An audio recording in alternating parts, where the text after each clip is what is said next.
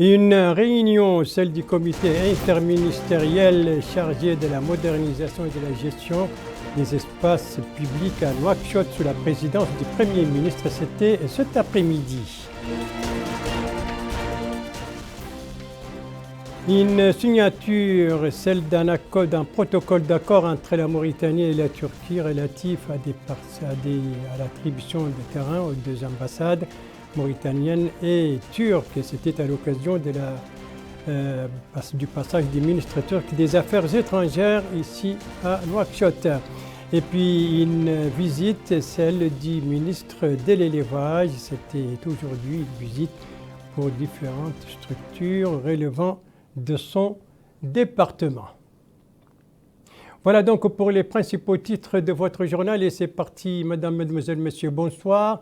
Et bienvenue à votre 22h de ce vendredi 21 Ramadan 1443, ce qui correspond au 22 avril 2022. Et nous commençons donc par cette réunion aujourd'hui à la primature, une réunion du comité interministériel chargé de la modernisation et de la gestion des espaces publics à Nouakchott, réunion tenue cet après-midi sous la présidence du Premier ministre Mohamed Bilal Messoud, réunion qui a regroupé autour du Premier ministre notamment les ministres de l'Intérieur, de la décentralisation, son collègue de l'habitat, de l'urbanisme et de l'aménagement du territoire. Il y avait aussi notamment la présidente du conseil régional et les maires de Nouakchott. Compte rendu Bokar Baïleba. La réunion avait pour objet d'examiner les voies et moyens de nature à garantir la coordination des activités d'intervention et la définition de compétences de chacun des acteurs urbains, à savoir les ministères publics et leurs démembrements, et la région et les communes, faire de la ville de Nouakchott une ville productive, assurer un meilleur contrôle urbain. Le Premier ministre a instruit les parties prenantes, particulièrement les autorités des collectivités territoriales, à l'effet de s'engager fortement pour mettre en œuvre le programme du président de la République, M. Mohamed Cheikh Al-Ghazouani, pour moderniser la capitale de notre pays et faire jouir les citoyens des bienfaits d'une ville propre, attrayante, et leur offrant les opportunités pour s'adonner à des activités économiques de détente et de loisirs. Dans ce cadre, il a été décidé de créer un comité interministériel pour suivre la situation et arbitrer en cas de conflit, actualiser et compléter les textes en vigueur et engager rapidement par les communes des activités productives en attendant l'approbation des plans de développement locaux. Et ça, c'était donc la réunion cet après-midi du comité interministériel chargé donc de la modernisation et de la gestion des espaces publics à Nouakchott, réunion présidée par le Premier ministre et le Premier ministre qui la veille était devant l'Assemblée nationale, cette fois pour présenter la déclaration générale de politique générale du gouvernement devant les députés, déclaration donc qui prend en compte les dernières instructions et orientations du président de la République et qui vise donc l'accélération et la poursuite de l'exécution du programme du président de la République. Retour sur ce discours avec Mohamed Khattat. La déclaration de politique générale du gouvernement présentée hier par le Premier ministre, M. Mohamed Bilal, à l'Assemblée nationale, comportait plusieurs axes de renforcement et d'approfondissement des acquis des 3 premières années du quinquennat du président de la République, tant en termes de réforme politique qu'en termes d'exécution des programmes de développement économique et social, conformément à l'ambitieux programme électoral du président de la République, M. Mohamed Cheikh Al-Ghazouani. Ainsi, au volet social, il s'agit, a dit le Premier ministre, de faire face à la période de soudure et atténuer l'impact de la guerre en Ukraine sur l'approvisionnement de notre pays en denrées alimentaires de base et en hydrocarbures, d'exécuter le plan d'action du président de la République sur l'équité et la cohésion sociale INSAV, de renforcer l'administration des citoyens dans un esprit d'équité et d'égalité, de permettre aux citoyens d'acquérir rapidement leurs droits socio-économiques dans la dignité, de renforcer et d'accélérer la mise en œuvre d'actions volontaristes destinées à favoriser la création d'emplois décents au profit des jeunes, de rompre définitivement avec les préjugés et les images stéréotypées qui handicapent le changement des mentalités qui dictent la notion de l'état de droit et le concept de citoyenneté, de protéger les couches défavorisées et de prendre en charge les indigents, de soutenir les ménages vulnérables sur toute l'étendue du territoire national, de protéger et de soutenir les personnes handicapées, de mettre à la disposition de ces personnes des projets générateurs de revenus, de rapprocher davantage les services de santé des populations les plus vulnérables, de mettre en place un système de santé moderne et accessible à l'ensemble de la population, d'alimenter en eau plusieurs dizaines de localités sur tout le territoire national et de mettre en œuvre les conclusions des concertations sur l'école que nous voulons. Au volet politique, a dit le Premier ministre, il s'agit de mettre en œuvre les recommandations des concertations nationales en cours et préparer les prochaines échéances électorales, de renforcer l'apaisement du climat politique instauré par le président de la République dans le but de tirer le meilleur profit de toutes les compétences nationales, de poursuivre la mise en œuvre de la stratégie nationale de décentralisation et de développement local à l'horizon 2030.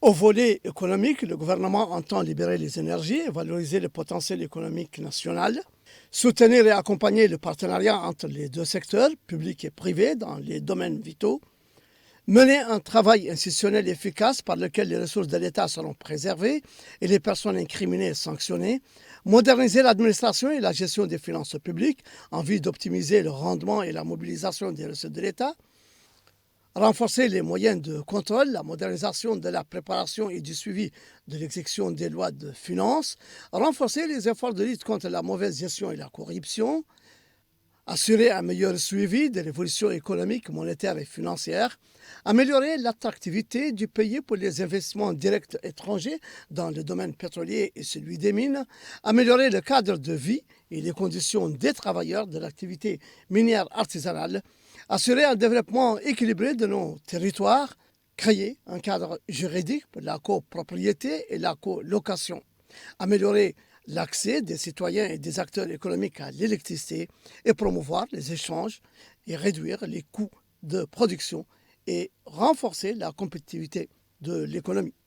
Des axes parmi tant d'autres que le gouvernement entend mettre en œuvre pour poursuivre l'exécution du programme du président de la République, M. Mohamed Ould Cheikh Al-Qazouani, visant à bâtir un état de droit fort et moderne, juste et équitable, dans lequel tous les citoyens jouissent de leurs droits socio-économiques dans la dignité et sans discrimination aucune. Voilà, merci Mohamed Khattat. C'était donc là les principaux des idées maîtresses de l'intervention du Premier ministre devant l'Assemblée nationale. C'était pour présenter donc la politique générale du gouvernement et tout cela, c'était hier. Voilà, après la politique intérieure, maintenant, il y a une page diplomatique avec cet entretien mauritano-turc. Voilà, c'était cet après-midi à l'aéroport international. On voit ici les deux ministres des Affaires étrangères signer un protocole d'accord relatif à l'attribution de terrain pour l'ambassade de Mauritanie à Ankara et l'attribution d'un terrain aussi pour l'ambassade de Turquie à Nouakchott. Ici, les deux ministres ont eu une séance de travail au salon d'honneur de l'aéroport international, l'occasion pour les deux ministres de discuter des relations de coopération entre Ankara et Nouakchott et des voies et moyens pour les renforcer et les développer encore davantage dans différents domaines, et cela dans l'intérêt de deux peuples frères. Tout cela, c'était à l'occasion d'une escale technique faite par le ministre turc des Affaires étrangères en route pour l'Amérique latine. Et donc, vous l'avez vu, il était accueilli à l'aéroport par son collègue de la Mauritanie, le ministre des Affaires étrangères, de la coopération et des Mauritaniens de l'extérieur. Son homologue de l'élevage, lui, était aussi en mouvement aujourd'hui ici à Nouakchott. Il a procédé à plusieurs visites d'information et de prise de contact dans des services relevant de son département. Alors, les différentes étapes de cette visite avec vous, Melika Nakli. C'est à partir du laboratoire de l'Office national de recherche et de développement de l'élevage et du pastoralisme qu'a débuté cette visite de travail et de prise de contact du ministre de l'Élevage, M. Mohamed Ould Soueidat, auprès de certaines structures relevant de son département, afin de s'enquérir du déroulement du travail et des difficultés rencontrées. Le ministre a visité les différentes parties de l'Office. Sur place, il a suivi des explications sur les prestations offertes, les produits vétérinaires importés et la nature des maladies animales les plus fréquentes en Mauritanie, l'amélioration génétique du bétail, l'assurance quant à la qualité du fourrage et des aliments de bétail. Lors de cette deuxième étape, le ministre s'est enquis des services disponibilisés par la direction des services vétérinaires avant de se rendre à la direction des filières animales où il a également reçu d'amples explications. À la quatrième étape de cette visite, le ministre et la délégation qui l'accompagne ont été édifiés sur la mission de la direction des stratégies, de la coopération, du suivi et de l'évaluation. Avant de terminer sa visite par la direction des affaires administratives et financières du ministère. Au niveau de ces différentes structures, le ministre a pris connaissance des services dispensés aux usagers et aux problèmes rencontrés quotidiennement. Le ministre a exhorté l'ensemble du personnel au respect des horaires, au sens de la responsabilité et à la rigueur dans le travail. Le ministre a précisé que son déplacement avait pour objectif de s'informer de près des problèmes posés au secteur de l'élevage en concrétisation du programme du président de la République, M. Mohamed Ould-Cheikh El Ghazouani. J'ai exhorté, dit-il, le personnel des services visités à redoubler d'efforts pour opérer une dynamique dans le travail, réaliser un développement global et rapprocher le service public du citoyen, a conclu le ministre de l'Élevage. Ces visites sur le terrain visent à s'enquérir de visu sur les capacités des différentes structures à assurer leur mission et à rapprocher les services des citoyens. Et ça, c'était donc ces visites d'information et de prise de contact entreprises aujourd'hui par le ministre de l'Élevage dans certaines structures relevant de son département. Merci de suivre les JTF de Mauritanie à la suite du journal avec les activités menées durant ce mois béni du Ramadan. Et pour commencer, cette cérémonie d'iftar organisée, donc l'iftar, vous le savez, c'est la rupture du jeûne. Et c'est une cérémonie qui est organisée par l'Observatoire national des droits des femmes et des jeunes filles. Une cérémonie qui s'est déroulée hier soir, organisée en l'honneur de certains membres du gouvernement, des institutions, mais aussi du corps diplomatique. C'est un compte-rendu d'Abdullah Demeba. Cet iftar de l'Observatoire national des droits des femmes et des filles a été une opportunité pour cette structure d'introduire le travail de l'Observatoire dans le cadre de la concertation et de l'échange, se rapportant à la protection des droits des femmes et des filles, en plus se déployer pour l'autonomisation des femmes. Cet iftar s'est tenu en présence d'un certain membre du gouvernement et du commissaire aux droits de l'homme, à l'action humanitaire et aux relations avec la société civile, entre autres. La présidente de l'Observatoire national des droits des femmes et des filles, Mahla Mint Ahmed, a affirmé que les femmes constituent l'une des couches les plus vulnérables de la société, nécessitant ainsi à œuvrer afin de les doter des leviers nécessaires pour un développement harmonieux. Elle a aussi plaidé pour l'accès de la femme à l'éducation, à la formation et aux ressources nécessaires pour une autonomie financière et économique. L'Observatoire national des droits des femmes et des filles a été mis en place à l'aide du décret numéro 140/2020 du 11 mars 2020.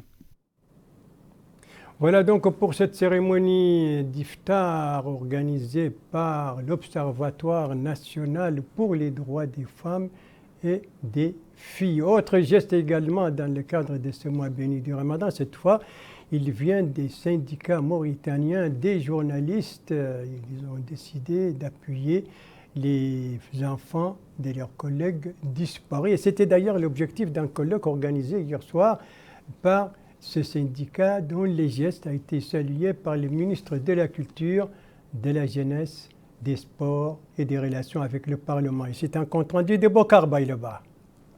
En ce mois béni du Ramadan, le syndicat des journalistes mauritaniens a fait parler son sens de solidarité et de bienfaisance. Dans le cadre de son programme annuel, le syndicat s'est activé en organisant un colloque centré sur la bienfaisance. Et cette année, ce sont les familles des journalistes disparus qui ont bénéficié de cette aide. Ouvrant le colloque, le ministre de la Culture, de la Jeunesse et des Sports et des Relations avec le Parlement, Khatar Ould-Cheibani, a remercié le syndicat pour cette aide aux orphelins et veuves des journalistes. Et il a appelé les autres syndicats à suivre le même exemple.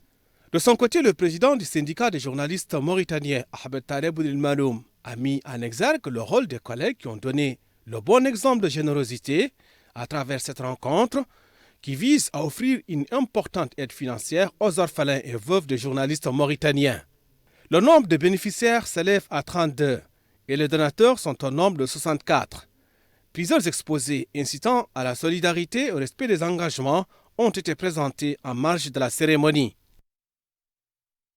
Une cérémonie donc, s'il s'agit de ce colloque organisé par les syndicats mauritaniens des journalistes. qui ont décidé de soutenir donc les familles des enfants de leurs collègues disparus. Et nous sommes toujours dans le cadre des gestes durant ce mois béni du Ramadan. Cette fois, c'est un geste de la commune de Arafat, Nouakchott Sud. On doit voir les images, les voilà, vous l'avez compris, il s'agit donc de l'ameublement d'une trentaine de mosquées à Nouakchott. Le lancement de cette opération aujourd'hui à partir de la mosquée Chavri. Un geste qualifié par les directeurs des mosquées au ministère des Affaires islamiques et de l'enseignement originel de grands efforts qui méritent d'être loués. Quant au maire d'Arafat, donc initiateur de ce geste, il a précisé que l'opération est renouvelée chaque année au profit des lieux du culte. Et on termine cette activité ramadanesque, si je peux me permettre ici, donc de m'exprimer ainsi, avec la conférence quotidienne. Et celle d'aujourd'hui, vous venez de voir les images donc, celle d'aujourd'hui avait pour thème fiqh, les sermons, autrement dit l'yamin, et était animée par l'érudit Ahmed Ounani. Et du côté médical, le thème était les jeunes et la santé. Bien entendu, la conférence s'est tenue dans la grande mosquée, autrement dit la mosquée saoudienne.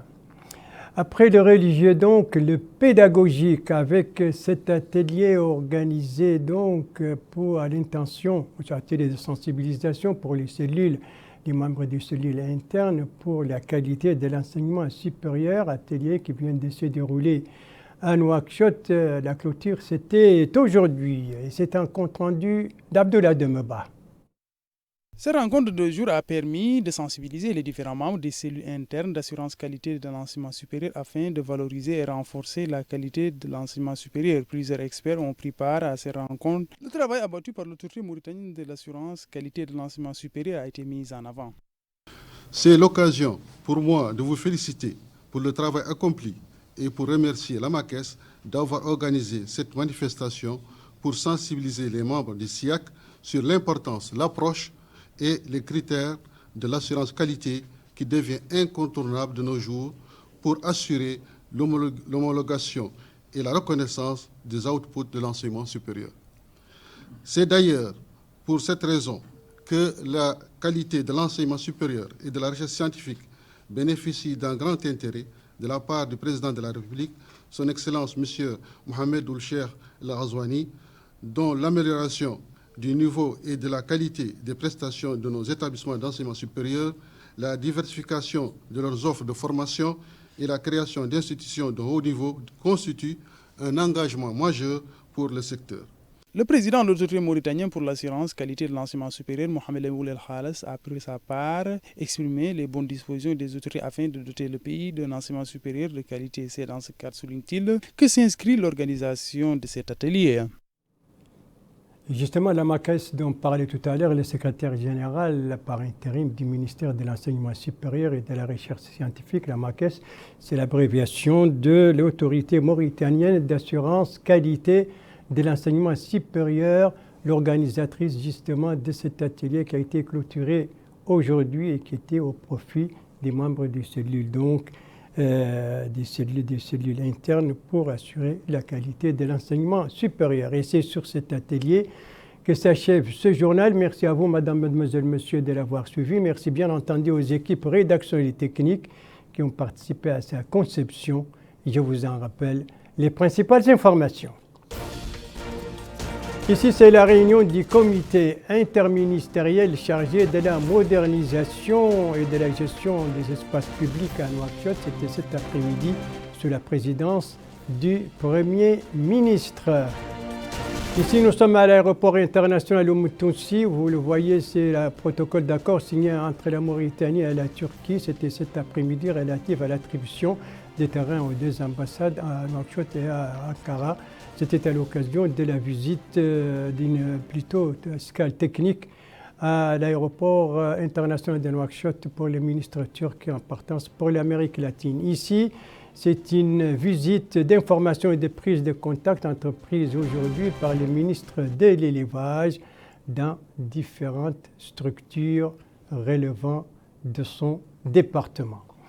Voilà, et puis je vous rappelle comme toujours que la vaccination et les mesures préventives, le respect, c'est la seule arme la plus efficace pour se prémunir contre la Covid-19. La vaccination, si vous n'avez pas encore pris votre vaccin, eh bien vous avez l'occasion, les autorités compétentes organisent à partir du début du mois prochain une semaine nationale de vaccination justement pour permettre à ceux qui n'ont pas encore terminé leur processus de vaccination de le terminer. Vaccination, mesures préventives, voilà, ce sont des gestes qui ne demandent pas beaucoup d'efforts, sinon la volonté tout simplement de les appliquer. Pourtant, ce sont des gestes qui permettent de sauver des vies. Votre santé est entre vos mains. Prenez soin de vous pour vous préserver et pour préserver les autres. Et si vous aimez vos proches, eh bien, pas d'approche et pas non plus de reproches. Tous vaccinés, tous protégés. Et sur ce, je vous souhaite une excellente, une très très bonne fin de soirée, une très très bonne fin de semaine. Et je vous donne rendez-vous, Inch'Allah, demain à la même heure, 22h. Bonsoir.